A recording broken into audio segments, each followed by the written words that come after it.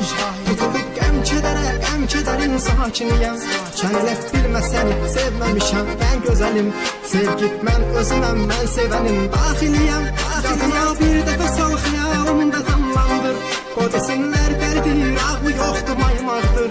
Sevgi içinə fərdi çətinlik var ki belə.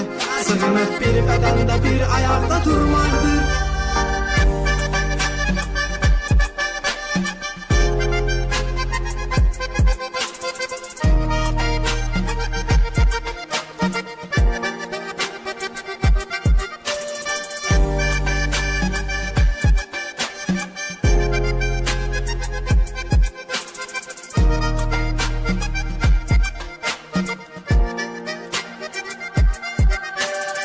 Təsvir et hər sevənin qəlbini sən gör necədir.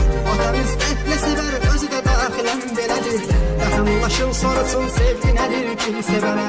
Deyəcək həyatımda bir qapıdır, xatirədir. Nə xatirələr qoyub gedişini çox tez eylədin. Mən özüm sevgiydim, sən isə anlaya bilmədin. Başqasının yanında gördüm səni təəssüf ki. Dilimdə gəlmədi ki, sən heç qarğıya bilmədin.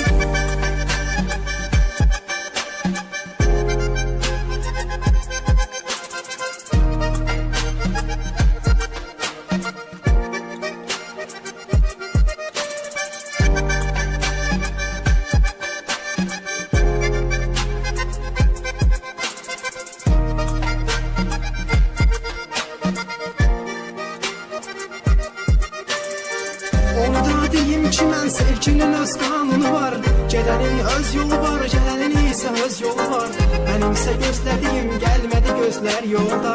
Düşünmürəm olan sevgimin də bir sonu var. Dilimdə əzbər olub bütün sevgi şeirləri. Mən indi başa düşürəm aşiq olub sevənləri. Onu da deyim ki öyrətdi mənə gənc həyatım. Geri qaytarmaq olmayır deyəsən gedənləri. Darıxmaq çox çətin istir bilirsən. Ağlamaq da olmur, maraqlı istir. Dərmanı yoxdur ki axtarıb tapıb. Pul verib apteka rahat gətizdir. Yaddaşın ürəyin sözünə baxmır. Bircə ağlamaqdır, bacarmıram mən. Zaman da işini rahatca görür. Deyə də bilmirəm, qocalmıram mən.